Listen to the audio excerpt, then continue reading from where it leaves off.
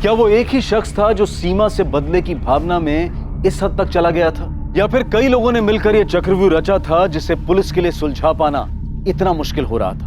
सीमा साहू गुरुजी के पास जाया करती थी। क्या गुरुजी के पास सीमा साहू के इस तरह अचानक गायब हो जाने का जवाब था? सीमा एक बहुत ही भली और न्यायप्रिय महिला थी जो अपने परिवार के हर व्यक्ति के बारे में सोचती थी। ऐसे ही होते हैं जिम्मेदार। सीमा के सर पर भी जिम्मेदारी का बड़ा बोझ था। सीमा के भी परिवार में ऐसे बहुत से लोग होंगे जो हर चीज के लिए उसे जिम्मेदार ठहराते होंगे। क्या सीमा ने इस बारे में आपसे कोई जिक्र किया था? सीमा मेरी सभा में हमेशा आया करती थी। यहाँ उसे शांति सी मिलती थी, कभी कभी बातें भी किया करती थी। हाँ, कुछ था उसके मन में जो उसे परेशान कर रहा था। मैं नहीं जानती गुरुजी, लेकिन हाँ मैं ये जानती हूँ कि मैं हर वक्त सही नहीं हो सकती, लेकिन अगर हर किसी को सही निर्णय और सही फैसले के लिए मुझी से उम्मीद है तो मैं क्या कर सकती हूँ? कभी कभी समय को अपना काम करने देना चाहिए सीमा। मैं हर चीज समय पर नहीं छोड़ सकती गुरुजी, और उसमें खास तौर पर जब हर कोई अपनी परेशानी का हल ढूंढने के लिए मेरे ही दरवाजे पर आकर दस्तक दे। देखो सीमा, तुम सबकी परेशानी या उसके हल के लिए जिम्मेदार नहीं हो। क्या तुम अपने दरवाजे पर आने वाले हर एक इंसान को जवाब देना अनिवार्य समझती हो, या क्या तुम अपनी जिम्मेदारी के बोझ के तले इतनी बुरी तरह दब गई हो कि तुम्हें यह लगता है कि हर इंसान को अपनी परेशानी लेकर तुम्हारे दरवाजे पर दस्तक देने आना चाहिए? मैं श्योर नहीं हूँ गुरुजी, लेकिन शायद हाँ, क्योंकि कहीं ना कहीं मैं अपने परिवार के लिए सही डिसीजन लेते रहना चाहती हूँ। आखिर वो लोग मेरे अपने हैं और उन लोगों को मुझसे बहुत उम्मीद है। अगर तुम शांति चाहती हो तो तुम्हें दूसरों की अशांति से दूर रहना होगा। क्या यह अशांति इतनी बुरी थी कि सीमा को घर से भागना पड़ा? जी, सीमा ऐसी नहीं थी। ये तो साफ तौर पर एक मायाजाल नजर आ रहा है। ऐसा कौन हो सकता है जो उसे मुख्तार सैयद के पास भेज सकता है? वो वहां क्यों जा सकती है? किसी जवाब की तलाश में ही गई होगी, ठीक उसी तरह जिस तरह वो यहाँ आई थी। आप सही कह रही, जरूर उसे किसी ने अपने जाल में फंसाया है। सर, मैं आपको पहले ही बता चुका हूँ कि 21 मार्च की सुबह को मेरी और सीमा दीदी की फोन पर क्या बात हुई थी। तुम्हारी और वैशाली की शादी से तुम्हारी पहली बीवी फौजिया काफी नाराज है ना? लेकिन सर, इस बात का सीमा दीदी से क्या नाता? हमें पता चला है कि सीमा की रजामंदी से तुम दोनों की शादी हुई थी, जिससे फौजिया की जिंदगी बर्बाद हो गई। सर, ये बात पूरी तरह से गलत है, बकवास है। मैं वैशाली और फौजिया दोनों का बराबर ख्याल रखता हूँ सर। मुझे समझ में नहीं आता कि आप लोग आखिर साबित क्या करना चाहते हैं। मैंने नम्रता से हर तरीके से बात की, वो कितनी भी बगावत कर ले, लेकिन अपनी बड़ी बहन सीमा को नुकसान पहुंचाने के सपने में भी नहीं सोच सकती। चाचा जी, मैं आपकी बात समझ सकता हूं, लेकिन एक बात खटक रही है। मुख्तार सैयद जैसे आदमी को मिलने के लिए सीमा कैसे जा सकती है, वो भी उसी दिन जिस दिन वो नम्रता को समझाने वाली थी। जरूर किसी ने हमारी सीमा से नम्रता के बारे में बात करने के लिए आने के मौके का फायदा उठाया है।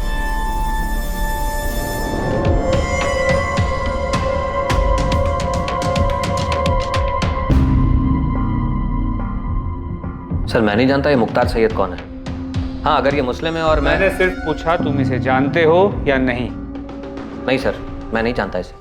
अगर आपको शक है कि फौजिया ने कुछ किया है सीमा दीदी के साथ, तो फौजिया को उठा के पूछिए। आप असलम को क्यों उठा लाए? हमने सिर्फ पूछताछ के लिए उठाया है। आपने दो और दो जोड़ दिया। मुख्तार सैयद नाम है तो असलम। मैं कह देती हूँ, मैं पुलिस स्टेशन के बाहर अनशन पे बैठ जाऊंगी। आप लोग मेरे पति को बस इस वजह से परेशान कर रहे क्यों? चाली, इसमें धर्म का कोई लेना देना नहीं, और तुम्हें तो ये समझना चाहिए कि हम तुम्हारी बहन को ढूंढने के लिए ये सब कर रहे हैं। तो फिर मेरी बहन को ढूंढिए। मैंने आपको पहले भी बताया कि सीमा दीदी के दोस्त संतोष ठाकुर है इसके पीछे। हमारे परिवार में हर कोई एक दूसरे पर इशारा कर रहा है, मालूम है ना तुम्हें? आपको जिस पे शक करना है कीजिए, जिसको जो पूछना है पूछिए, पर मेरे पति को इस बीच मत घसीटिए।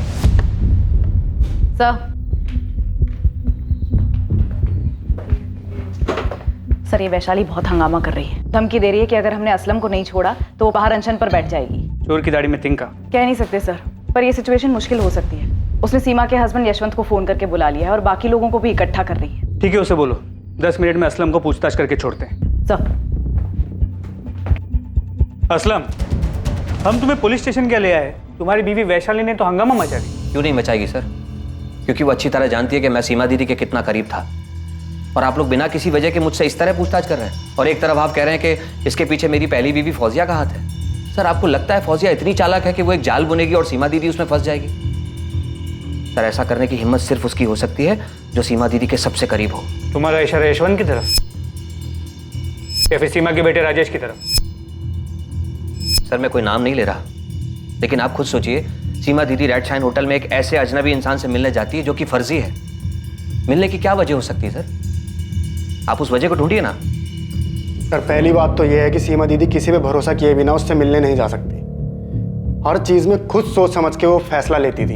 ये नम्रता वाले मामले में ही देख लीजिए आप सर। क्या दीदी ने चाचा चाची से उस हिमांशु के बारे में पता करने की कोशिश की कि ये लड़का कौन है, क्या करता है, कहाँ से आया है?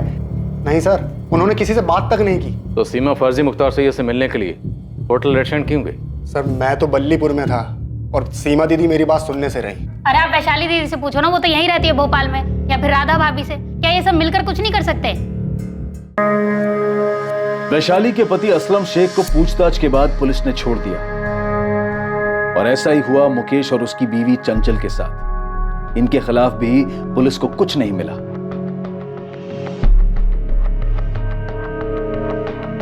पुलिस ने हर उस शख्स के फोन रिकॉर्ड्स चेक कर लिए थे जो सीमा साहू के करीब था। सीमा साहू के पति और उसके बेटे ने अखबारों में इश्तिहार दिया जिसमें सीमा साहू को ढूंढने वालों के लिए इनाम घोषित किया गया था। सर, शक के घेरे में जितने भी लोग थे सबके कॉल रिकॉर्ड्स चेक कर लिए, लेकिन किसी के भी कॉल रिकॉर्ड्स में से कुछ भी नहीं मिला है। मालती ऐसा कैसे हो सकता है? एक भी कॉल ऐसी नहीं है जिससे ये लगे कि सीमा साहू को फंसाया जा रहा है। नहीं सर, सीमा के पति यशवंत और उसके बेटे राजेश के कॉल रिकॉर्ड्स भी चेक किए, ये सोचकर कि शायद कोई पर्सनल एंगल होगा, लेकिन किसी से भी कोई भी सुराग हाथ नहीं लगा है। तो फिर मामला है कहाँ? सीमा के पति यशवंत ने सीमा की तस्वीर अखबार में छपवाई, लेकिन सीमा का कोई अता पता नहीं, अभी तक कोई सामने नहीं आया। सर ये हाथी चौक में मैं इतने दिन से जितने भी रिक्शे वाले और प्राइवेट टैक्सी वाले हैं सबको ये फोटो दिखा के घूम रहा हूँ, पर ये सीमा साहू किसी भी पब्लिक ट्रांसपोर्ट से होटल रेड साइन तो आई नहीं है। कोई तो है जो उसे लेके आया है यहाँ। इस मुख्तार सैयद का कुछ पता चला? साहब इस फोटो से तो कोई भी इसे पहचान नहीं रहा है। आपके साइबर सेल से इसके बिना मुझ दाढ़ी वाली फोटो आने वाली थी ना, तो कल तक आ जाए। सीमा ने कोई पब्लिक ट्रांसपोर्ट नहीं लिया तो जरूर उसका कोई अपना ही उसे होटल रेड शाइन होटल लेकर गया, और ये सब कुछ बड़ी सोची समझी साजिश के तहत किया गया। तो ये जो भी है बहुत शातिर है, खुद तो अंदर गया नहीं और सीमा को अकेले अंदर भेज दिया। मैं थोड़ी देर में आती हूँ।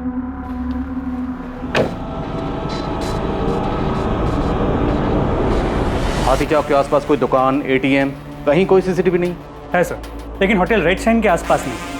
सीमा जहाँ रहती है राठी कॉलोनी, वहाँ तो नहीं है। तो सीमा के जितने भी करीब है उनमें से किसी की भी मोबाइल लोकेशन सीमा के मोबाइल लोकेशन से मैच नहीं करती। 21 मार्च को सब लोग या तो काम में या कहीं और बिजी थे। और हिमांशु कनौज या नम्रता का आशिक, उसकी तो बलीपुरा गाँव ही होगी। जी सर। और असलम शेख? असलम शेख अपने गांव महबूब नगर में ही था, उसका वहीं का लोकेशन आया। जैसा कि हमको पहले लगा था, अब तो ये और भी मुश्किल है कि सीमा को इतने दिनों तक बंदी बनाकर रखा गया हो। लेकिन अगर सीमा के साथ कुछ और भी हुआ तो कहाँ हुआ, कैसे हुआ, किसने किया? सर ये सारे परिवार वाले एक दूसरे की ओर इशारा कर रहे हैं। हो सकता है सीमा से इन सबको कोई ना कोई शिकवा रहा होगा। पॉसिबिलिटी है कि सीमा ने अपने परिवार के अलावा भी किसी और की जिंदगी में भी दखलंदाजी की होगी।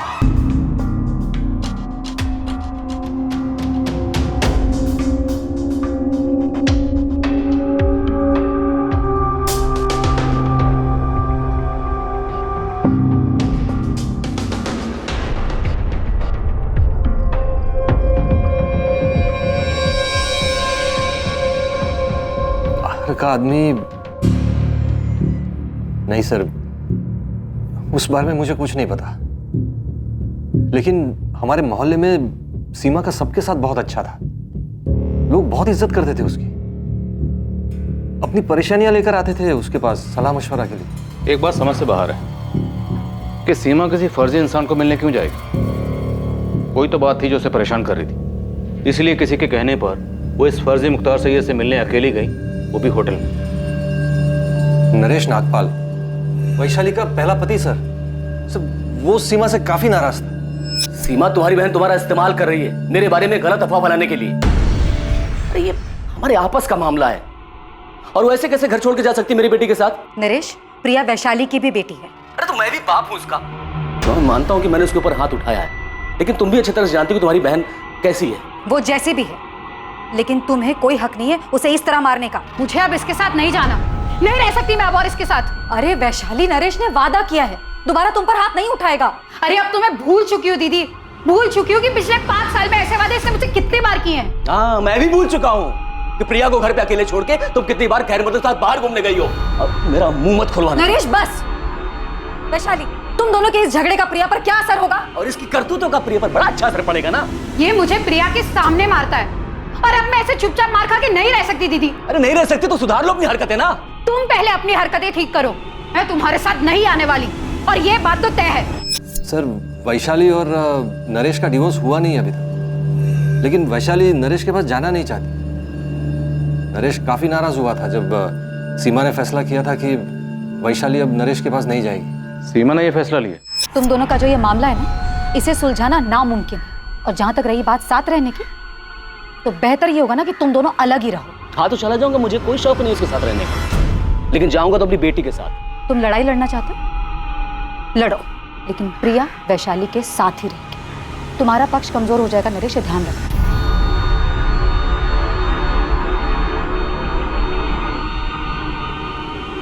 सीमा, मेरी एक बात याद रखना, ये बहुत महंगा पड़ेगा। नरेश नागपाल सर वही एक इंसान है जिसको मैं जानता हूँ, जिसने सीमा से नाराजगी जताई थी। हाँ सर। इस नरेश नागपाल से तो हम बात करेंगे।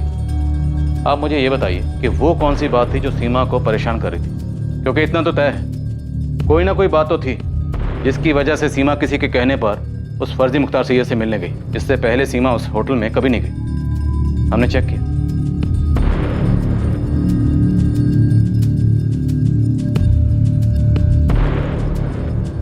एक जवान आदमी बूढ़े के बेस में सीमा साहू से मिलता है, कहीं ये कोई हिस्ट्री शीटर तो नहीं? सर, हिस्ट्री शीटर्स को तो काफ़ी खंगाला है। पिंटू खबरी ने भी काफ़ी लोगों की तलाशी ली। इस केस में हिस्ट्री शीटर्स का इस्तेमाल तो नहीं हो सकता, क्योंकि अगर ऐसा होता तो किसी भी तरीके की प्लानिंग की बात हमें ज़रूर पता चलती। फिर भी पता करो, हो सकता है कि पुराना हिस्ट्री शीटर हो। Okay sir. मालती, एक मिनट। जब हमने इस शख्स को सबसे पहले सीसीटीवी फुटेज में देखा था, तब सीमा के बेटे राजेश ने सबसे पहले ये पॉइंट आउट किया था कि इसकी मूछ, दाढ़ी और विग नकली है।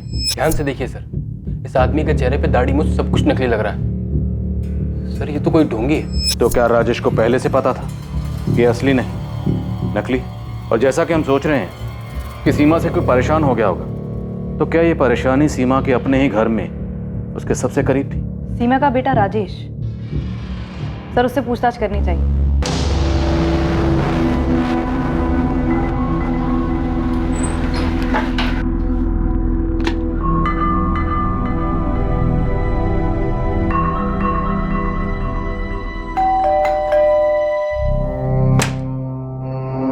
पापा, मम्मी का कुछ पता चला? सीमा साहू की मौत हो चुकी थी और उसकी मौत को छुपाने के लिए उसकी डेड बॉडी को दीवार में चुनवा दिया गया था। और सीमा की मौत का संबंध निश्चित रूप से परिवार पे उसके नियंत्रण से था। 21 मार्च को सीमा साहू को एक ऐसे जाल में फंसाया गया जो सीमा की परेशानियों का अंत करने के झूठे प्रस्ताव के रूप में उसके सामने आया। क्या सीमा की यह परेशानी उसके बेटे राजेश को लेकर थी, या ये परेशानी वैशाली के पहले पति नरेश नागपाल से जुड़ी हुई थी? तूने सीमा को धमकी दी थी नरेश कि उसे बहुत महंगा पड़ेगा। अब बहुत महंगा पड़ेगा कहना मतलब ये थोड़ी है कि मैं उसे मार देता। मार देता? मतलब सीमा मर चुकी है? अब आपको जो समझना है आप समझिए। मैं आपसे पहले ही बता चुका हूँ कि मेरा कोई लेना देना नहीं है इस चीज़ से। और दर्द है तो सिर्फ इस बात का कि मैंने अपनी बेटी प्रिया को खो दिया, लेकिन उस चीज़ को भी मैं मनी मन पी गया। अब सीमा को मार के या उसे गायब करके मैं कौन सा अपने घाव पे मरहम लगा लेता? वो तो खुद ही हताश थी। हताश? क्यों? अब आपको क्या बताऊं साहब, वैशाली ने क्या हरकत की थी।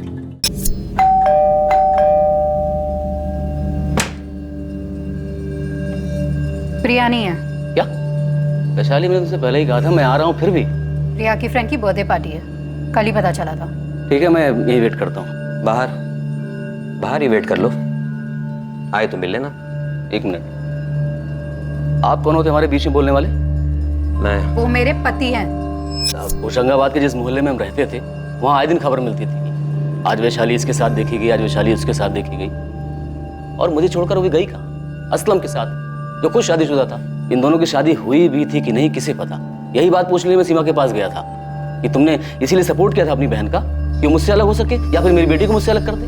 देखो नरेश, वैशाली असलम के साथ खुश है और असलम हमारे परिवार के लिए बहुत कुछ करता है। वो हमारी माँ से मिलने टाइम टू टाइम बलीपुर जाता है। मुकेश से भी उसकी अच्छी बनती है। राधा भाभी को भी कोई भी काम हो, असलम हमेशा आगे आता है, वो सबका ख्याल रखता है।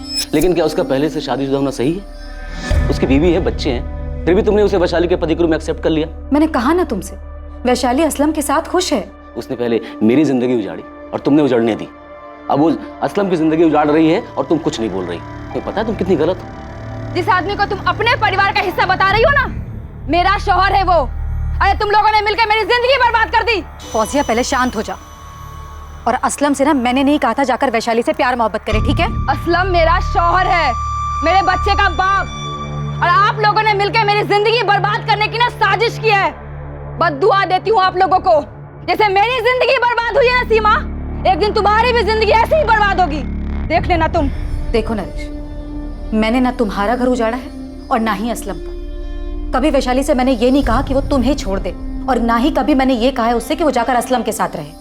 सीमा, याद रखना, जुर्म करने वाले का साथ देने वाला भी उतना ही बड़ा गुनहगार होता है। नरेश, बस बहुत हुआ। तुम एक काम करो, जाकर वैशाली से अपनी प्रॉब्लम सुलझाओ। अरे थक गई तुम लोग की बातें सुन सुनकर। अच्छा, ये बात तुम्हें पहले सोचनी चाहिए थी कि ये मेरे और वैशाली के बीच का मामला है और हमारे बीच में हमारी बेटी थी। सीमा, तुम्हें हमारे मामले में दखल देना ही नहीं चाहिए था। सर, अब सीमा को मार के और उसे गायब करके मेरी बिखरी जिंदगी तो वापस नहीं मिलने वाली ना। सीमा को दूसरों की जिंदगी में दखल देने की और बिना जरूरत के फैसला लेने की आदत थी। अब उसकी इस बात पे कोई खफा हो गया होगा, किसी को इतना गुस्सा आया होगा कि, लेकिन साहब मैं वो आदमी नहीं। ये तुम क्या कर रहे हो मुकेश? हर महीने राधा भाभी को जो पैसे भेजते हैं वही भेज रहा हूँ। और नहीं भेजोगे तो क्या वो मर जाएंगी? अरे लेकिन चंचल, हम हर महीने उनको देते हैं। हर महीने जबरदस्ती भेजते थे सीमा दीदी के कहने पर, और अब तो सीमा दीदी नहीं है। कब कल आएगी मुकेश? पैसे भेजने की कोई जरूरत नहीं है, फोन ही मत उठाओ राधा भाभी का, वो खुद ही समझ जाएंगी। मुकेश अब फोन ही नहीं उठा रहा है वैशाली। मैं मुकेश से बात करती हूँ भाभी। ये सीमा ऐसे कहाँ चली गई? मुझे क्या पता भाभी, मुझे थोड़ी बोल कर गई वो। मैं भी तो यही थी ना आप लोगों के साथ। सीमा यहाँ होती ना तो मुकेश ऐसा बर्ताव कभी नहीं करता। तो ठीक है, आप इंतजार कीजिए सीमा दीदी के वापस आने का, वहीं आकर मुकेश से बात कर लेंगे। तुम ऐसे क्यों बात कर रही हो? क्योंकि आप बात ही ऐसे कर रही हो। भाभी, मैं कह रही हूँ कि मैं मुकेश से बात करती हूँ, लेकिन नहीं, आप बोल रही हो कि सीमा दीदी यहाँ होती तो ऐसा नहीं होता। आप लोगों ने ना उन्हें भगवान बनाकर ना जाने कौन से 7वें आसमान पर बिठा रखा। तुझे क्या हो गया वैशाली? मैं भी परेशान हूँ। वहाँ चाचा जी बार बार मुझे फोन करके पूछ रहे कि सीमा दीदी अब तक लौटी क्यों नहीं। ये यशवंत जीजा जी मुझसे बार बार पूछ रहे कि मुझे कुछ सीमा दीदी ने बताया था क्या। माँ भी मुझसे ही बार बार पूछ रही है। जब तक सीमा दीदी थी तब तक सब उसी को पूछते थे, अब नहीं है तब भी उसी के बारे में सवाल कर रहे हैं। बस सीमा सीमा सीमा सीमा सीमा ही सब कुछ है, बाकी किसी की कोई लाइफ नहीं है। वैशाली, तेरा कुछ झगड़ा हुआ है क्या असलम के साथ? बड़ी जल्दी अकल आ गई तुझे? खाना खाने देगी चैन से मुझे? क्यों? उस कमीनी ने भी चैन से खाने नहीं दिया? अगर वो कमीनी है ना, अपनी शक्ल देख ले शीशे में जाके। वो तूने कहावत सुनी है, आसमान से गिरे खजूर पे अटके वैसी हालत हो गई मेरी। खजूर पे नहीं अटका तू, बवंडर में फंसा है। वैसे तूने सब किया किसके लिए? हाँ, उस सीमा के भाई मुकेश और उसकी पत्नी चंचल के लिए, या सीमा के बेटे राजेश के लिए, या जिस खजूर पे अटका हुआ ना उस वैशाली के लिए? दिशा मिश्रा नाम है लड़की का, आपके बेटे राजेश के साथ कॉलेज में पढ़ती है। मैंने खुद राजेश से साफ साफ पूछा कि उसने कुछ किया है क्या। तो हमें भी आकर बता देती कि राजेश की माँ सीमा को तुम्हारा और राजेश का मिलना जुलना पसंद नहीं है। हाँ, लेकिन मुझे नहीं पता था कि उस वजह से राजेश ने कुछ किया होगा। मैंने तो उससे ऐसे ही पूछ लिया था। यशवंत, इतनी बड़ी बात, ऐसा तो हो ही नहीं सकता कि आपको पता ही ना हो कि आपके बेटे राजेश की इस दिशा को लेके अपनी माँ से लड़ाई चल रही थी। राजेश, पुलिस मुझसे बार बार पूछ रही थी कि तुम्हारी मम्मी किस बात को लेकर परेशान है। मैंने कुछ बताया नहीं उन्हें। पापा? राजेश, सच सच बता दो, सच जानना है मुझे। सर, राजेश अपनी मम्मी के साथ ऐसा कुछ नहीं कर सकता। सर, मैंने पूछा था उसे, उसने बताया मुझे उसने ऐसा कुछ नहीं किया है। अब यही बात हमें आपके बेटे से पूछने दीजिए, लेकिन ये दिशा मिश्रा वाली बात आपको खुद हमें बहुत पहले बतानी चाहिए थी। आप साफ साफ बताइए, क्या आपकी पत्नी सीमा की परेशानी की वजह यही थी?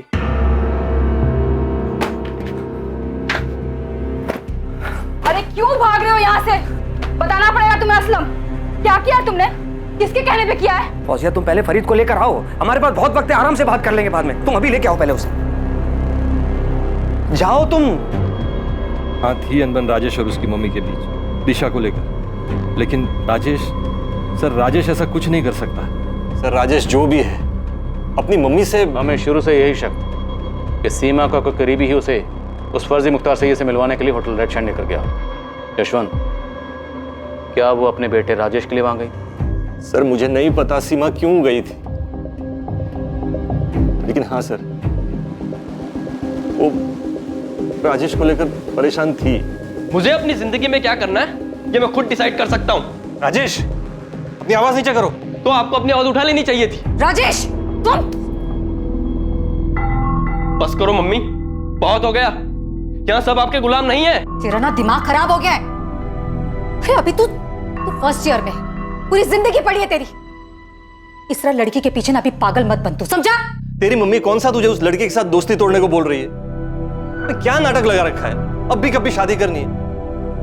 18 साल के हो तुम लोग। उस लड़की के माँ बाप क्या तुझे? उसके माँ बाप मम्मी की तरह नहीं है, जिन्हें लगता है कि सिर्फ वो ही सबकी जिंदगी के फैसले ले सकती है। अगर तू अपनी भलाई सोच सकता ना तो आज अपने माँ बाप के बारे में ना ये बात नहीं करता। माँ बाप नहीं मम्मी, सिर्फ माँ। मैं पापा के बारे में कभी ऐसा नहीं बोल सकता, क्योंकि वो कभी दूसरे की जिंदगी में दखल नहीं देते। तुम देती हो, मैंने देखा है। तुम सबके साथ बुरा बर्ताव करती हो। किस तरह वैशाली मौसी और मुकेश मामा को तुम नीचा दिखाती हो। तुम खुद को भगवान मानती हो। बस राधा चाची तुमसे वफादार है क्योंकि तुम उन पर तरस खाती हो, वरना कोई तुम्हारी दिल से इज्जत नहीं करता, क्योंकि तुम खुद को भगवान मानकर सबकी जिंदगियों के फैसले लेती हो। लेकिन तुम मेरी जिंदगी की भगवान नहीं बन सकती, और मेरे लिए तो बिल्कुल भी नहीं। जाओ दूसरों की जिंदगी पर राज करो। मैं तुम्हें अपनी जिंदगी के फैसले का मोहताज नहीं बना सकता। हाँ सर, मेरी माँ स्वभाव की स्ट्रांग थी, वो सबकी जिंदगी के फैसले लेती थी। जरूरत ना पड़ने पर भी वो दूसरे की जिंदगी में दखल देती थी। ये आदमी कौन है राजेश? मुझे नहीं पता। सबसे पहले तुम ही ने पॉइंट आउट किया था कि मुख्तार सैयद की दाढ़ी मूछें नकली है। मैंने नोटिस किया था, कोई भी कर सकता है। राजेश, तुम और तुम्हारी गर्लफ्रेंड दिशा पहले से हमारे शक के घेरे में। सर दिशा का इन सबसे कोई लेना देना नहीं है। तो फिर किसका लेना देना है? तुम्हारा?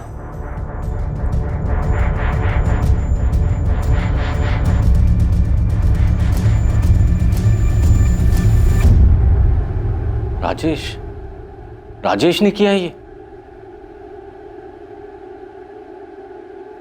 राजेश को पुलिस कस्टडी में ले चुकी है, लेकिन उसने अब तक कुछ बताया नहीं। The number you have called is currently switched off. आप लोग मुझसे सवाल कर रहे थे ना कि मैंने सीमा दीदी के साथ में क्या किया है। अब देखा किसने अपना गुस्सा निकाला है। वैसे क्या जरूरत थी सीमा दीदी को हर किसी के फैसले लेने की? क्या हर कोई अपने फैसले खुद नहीं ले सकता था?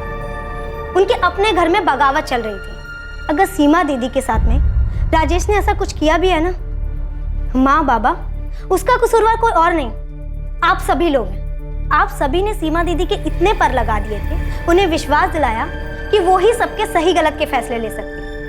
उन्हें इतना सर पे चढ़ा लिया था कि वो खुद को भगवान मानने लगी थी। ना मैं ये जानता हूँ कि ये मुख्तार सैयद कौन है, और ना मैं ये जानता हूँ कि ये आदमी कौन है। तो फिर कौन जानता है राजेश? किसने तुम्हारी मदद की थी 21 मार्च को दोपहर 12 बजे तुम्हारी माँ को होटल रेड शाइन ले जाने में? सब कुछ पहले से तय था ना कि कोई तुम्हारी माँ को बोलेगा कि होटल रेड शाइन जाना है और मुख्तार सैयद से मिलना। क्यों? क्योंकि वो तुम्हारी माँ की मदद करेगा, जिससे तुम अपनी गर्लफ्रेंड दिशा से दूर हो जाओगे और अपनी माँ के आज्ञाकारी बेटे बन जाओगे।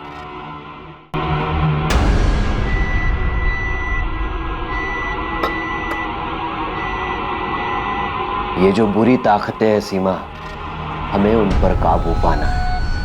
जो तुम्हारे मंसूबे पर बुरी नजर डाल रहे हैं, उन बुरी नजरों को हमें दूर करना है। लो,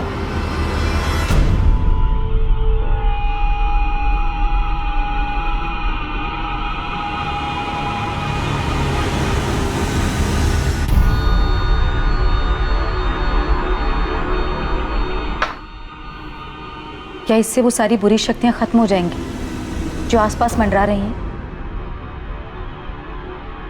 ये सब कुछ साफ कर देगा सीमा, सब कुछ, सभी बुरी शक्तियों को नष्ट कर देगा ये।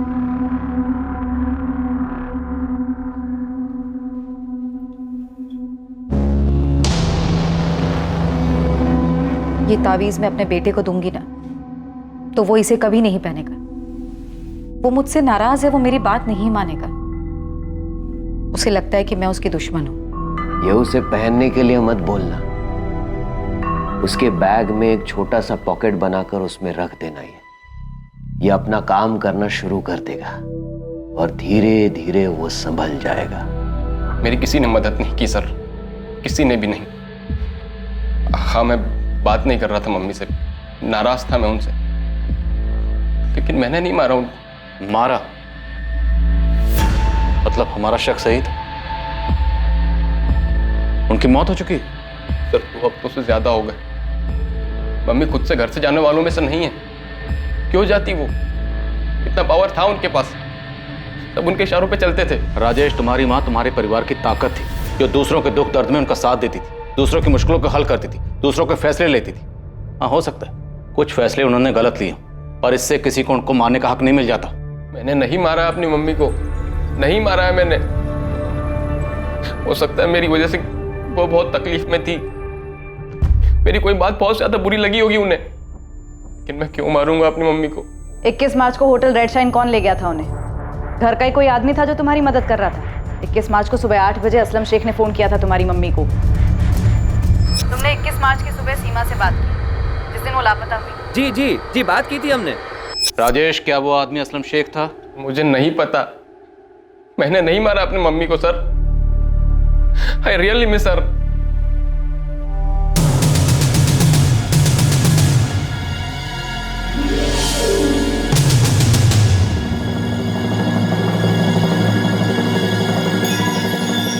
इस मामले में एक और चौंका देने वाली बात सामने आई। असलम शेख भी अब लापता हो गया था।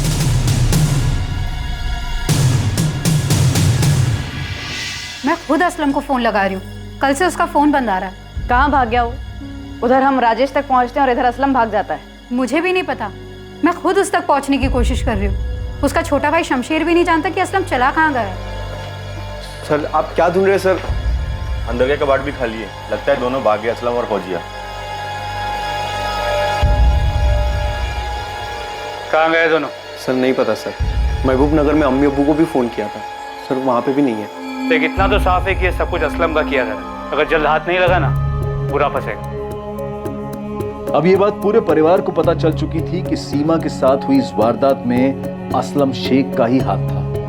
और उनके लिए और भी चौंकाने वाली बात यह थी कि सीमा का बेटा राजेश खुद एक संदिग्ध था। शायद अपनी मां को फंसाने की साजिश में असलम शेख से मिला हुआ था। सीमा को पहले जाल में फंसाना, फिर उसकी हत्या कर देना, यह साजिश अब साफ होती जा रही थी। लेकिन असलम तक पहुंच पाना और यह साबित कर पाना कि इसमें राजेश का भी हाथ है, अब भी बहुत मुश्किल नजर आ रहा था। क्या सच में राजेश का अपनी मां की हत्या में हाथ था? बड़ी थी वो, तुम सबसे बड़ी। तुम्हारे पापा के गुजर जाने के बाद मैं बिल्कुल टूट गई थी। मुझे कुछ समझ में नहीं आ रहा था कि इतनी सारी जिम्मेदारियां मैं कैसे संभालूंगी। तब सीमा ने आगे बढ़कर सब कुछ संभाला था। वो भी कह सकती थी कि उसका अपना परिवार है जिसे उसको संभालना है। ये परेशानियां, ये जिम्मेदारियां उसकी नहीं है, पर उसने जो किया सिर्फ तुम लोगों के लिए किया, एक हक के साथ कि ये परिवार उसका है।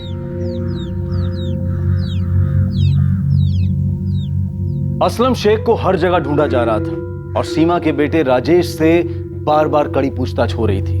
लेकिन राजेश अपने बयान से हिलने को तैयार नहीं था। वो ये मानने को तैयार नहीं था कि उसकी मां की हत्या में उसका कोई हाथ है। और सच्चाई भी यही थी कि राजेश का अपनी मां को फंसाने और उसकी हत्या में कोई हाथ नहीं था। सर, ये असलम शेख जहां भी जा सकता है, दोस्त, रिश्तेदार, उन सबके घर के आसपास खबरियों को तैनात कर दिया। और अभी तक उसका कुछ पता नहीं चला? नहीं सर। दिनेश, ऐसे कहाँ गायब हो गया वो? सर मुझे लगता है कि असलम को पता चल गया था कि हम इस केस को सुलझाने के काफी करीब आए। सर, राजेश से 15वीं बार पूछताछ कर चुके हैं। वो अपने बयान पर डटा हुआ है और उसके खिलाफ हमें कोई सबूत भी नहीं मिला है। सर आई फील राजेश इस केस में इन्वॉल्व नहीं है। क्यों? सर इतना तो पक्का हो गया कि असलम शेख इसमें इन्वॉल्व है, लेकिन असलम राजेश के लिए ये सब क्यों करेगा? सर आई मीन असलम को कोई तो फायदा होना चाहिए। राजेश असलम को ऐसे क्या दे सकता है कि असलम राजेश के लिए ये करे? अगर फायदे की बात है तो फिर मुकेश हो सकता है। उसकी पुश्तैनी घर और जमीन सीमा उसे बेचने नहीं दे रही थी।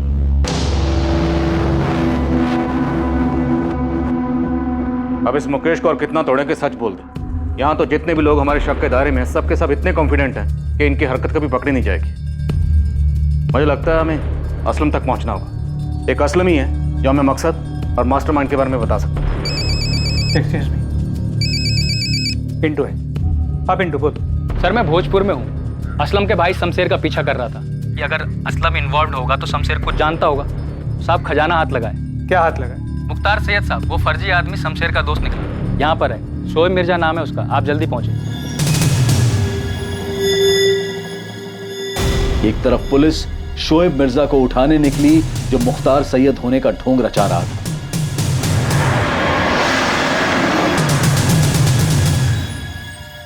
और दूसरी तरफ पुलिस ने असलम शेख के छोटे भाई शमशेर को उठाया। आइए साहब, ये वाला सामने वाला घर है।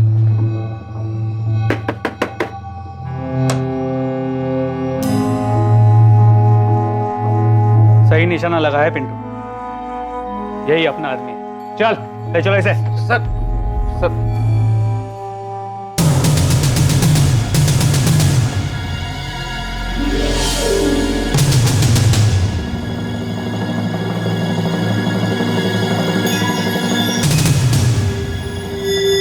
माशाअल्लाह, सही लग रहे हो शोएब। शुक्रिया असलम मियां। मस्त, एकदम मस्त एक्टर हो गया तू। हाथ तोड़ो या पैर तोड़ो शमशेर? कुछ मत कीजिए साहब, मैं सब बताता हूँ साहब। मैं तो सिर्फ असलम भाई की मदद की। इस मदद की कोई खास वजह नहीं पता साहब, लेकिन असलम भाई सीमा दीदी को मारना चाहते थे और सारा प्लान भी असलम भाई ने बनाया और सब कुछ उन्होंने सेट किया साहब। और असलम भाई ने जो जो कहा हमने वही किया साहब। बिल्कुल सही इलाज लेके आया हूँ राजेश के लिए। मैं भी इनमें मानता हूँ, बहुत अच्छे से मानता हूँ। मुझे यकीन है राजेश एक दिन सही रास्ते पे आ जाएगा। अच्छा तो कब मिल सकती हूँ मैं मुख्तार भाई से? आप आज ही मिल लीजिए। देखिए मैं तो गांव जा रहा हूँ, शमशेर आपको मिल जाएगा, वो आपको पहुंचा देगा। और मुख्तार भाई होटल रेड शाइन में आने वाले हैं लोगों से मिलने के लिए, आप भी चले जाइए। ठीक है। शमशेर जी 12 बजे पहुंच जाना, सीमा दीदी को बोला है। और गाड़ी कॉलोनी के कॉर्नर पे खड़ी कर देना। किसी भी कीमत पर होटल के अंदर मत जाना, सीसीटीवी कैमरे लगे हैं। उनको कुछ भी बोलना, कहना इंपॉर्टेंट फोन कॉल्स हैं मेरे। ठीक है भाई। जा तैयारी कर।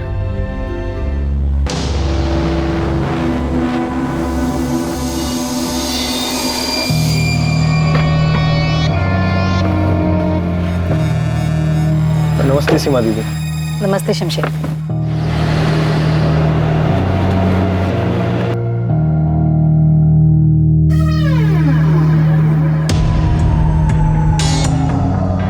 दीदी आप होटल जाकर आ जाइए। मुख्तार भाई रूम नंबर 201 में है। मुझे कुछ कॉल करने ऑर्डर्स के सिलसिले में, तो आप जाकर आ जाइए। मैं यहीं वेट करता हूँ, फिर आपको राधा भाभी क्या ड्रॉप कर दूंगा। ठीक है शमशेर, मैं थोड़ी देर में आती हूँ। अब प्लान के मुताबिक शोएब जो मुख्तार बन के गया था, उसने बेहोशी की दवा पानी में मिला के सीमा दीदी को पिला दी। फिर सीमा दीदी जब गाड़ी में आके बैठी तो उनको तभी से नींद आने लग गई थी।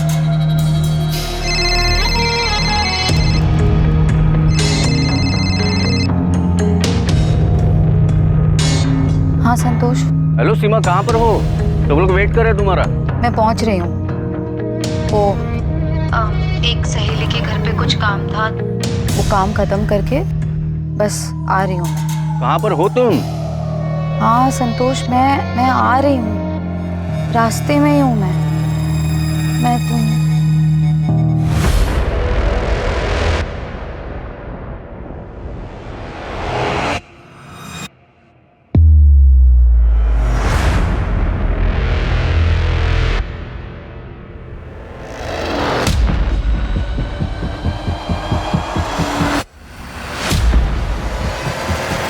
फिर कहाँ ले जाके मारा? हाशिम, हाथ पकड़।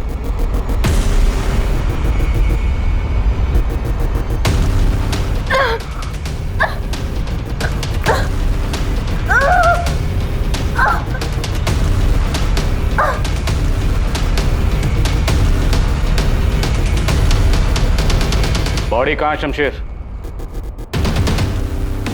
साहब दुकान के अंदर वाले कमरे में। और जब रात में असलम भाई आए तो हमने क्या? हमने सीमा दीदी की बॉडी दीवार में चुनवा दी साहब।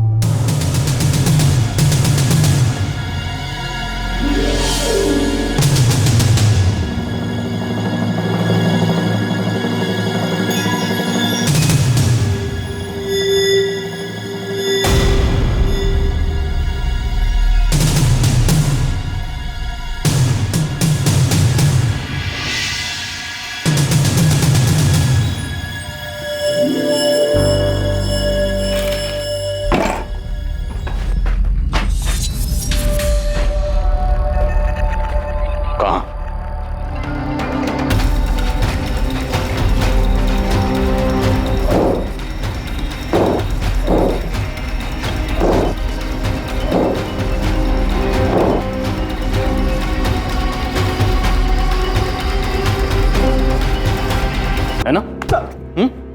वो मेरा भाई है साहब। लेकिन किस लिए? किसके साथ मिलकर इतनी बड़ी प्लानिंग की थी सीमा को मारने की? कारण कौन था? सीमा का बेटा राजेश या सीमा का भाई मुकेश? मुझे कुछ नहीं पता, मैं सच बता रहा हूँ साहब, मुझे कुछ नहीं पता। असलम भाई ने सीमा दीदी को क्यों मारा, ऐसा क्यों किया, मुझे कुछ नहीं पता। वो वैशाली साथ निकाह करके ना बहुत बड़ी गलती की असलम भाई ने, और फौजिया भाभी को भी धोखा दिया। जब असलम भाई सीमा दीदी को मारने का प्लान बना रहे थे तब असलम भाई बहुत परेशान थे साहब। सब परेशान थे, हाँ? और परेशानी की हालत में उसने सीमा के मर्डर का प्लान बनाया। असलम कहाँ है? असलम कहाँ है? बोल, असलम कहाँ है? बोल। बता दो। असलम भाई और फौजिया भाभी होशंगाबाद में वहां छुपे हैं। होशंगाबाद में कहाँ? सीमा साहू को उसके बेटे राजेश से जुड़ी परेशानियों के हल का लालच दिया गया था, लेकिन सीमा को जाल में फंसाकर उसे बेहोश करना और फिर उसकी हत्या कर देने के पीछे का मकसद सबको चौंका देने वाला था।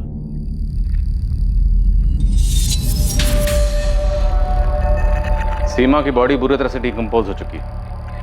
हमें डीएनए मैच करने के लिए टेस्ट करने होंगे आपके बेटे राजेश और सीमा के दोनों भाई बहन मुकेश और वैशाली के साथ।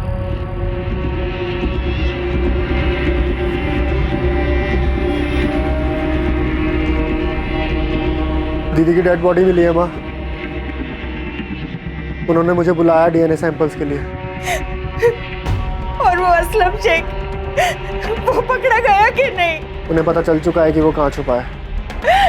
सीमा, मेरे बच्चे।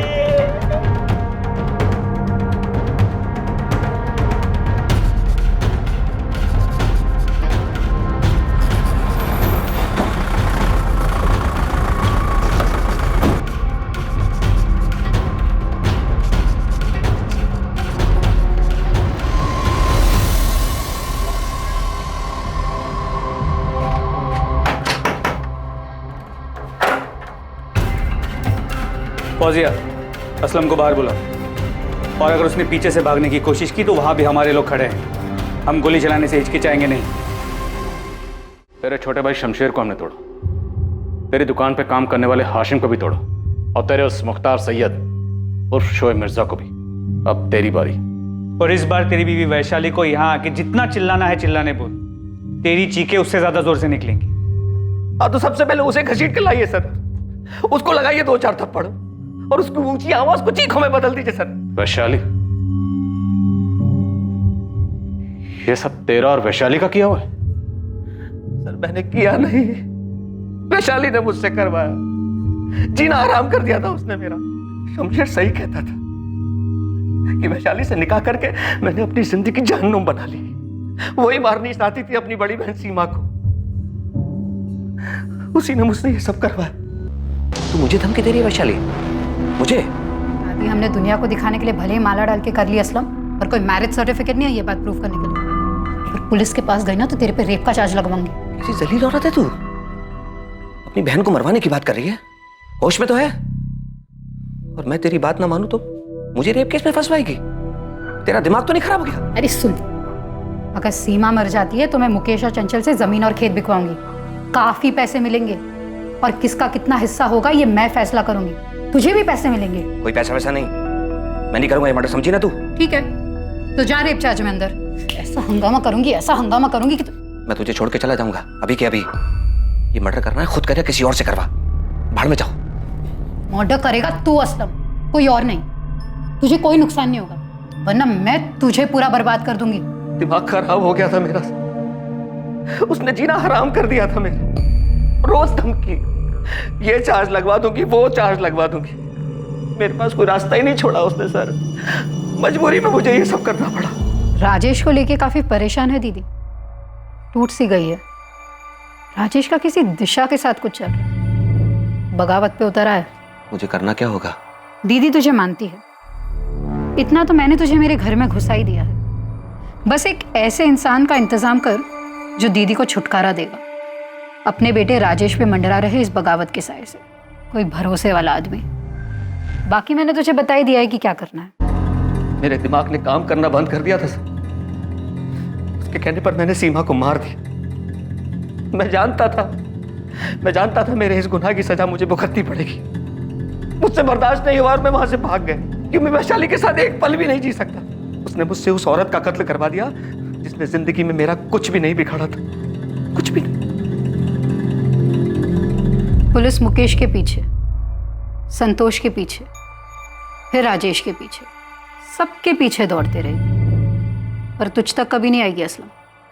देखा ना, तुझे पुलिस स्टेशन बुलाया था तो मैंने कैसा हंगामा किया। क्या हासिल हुआ? क्या हासिल हुआ सीमा को मारकर?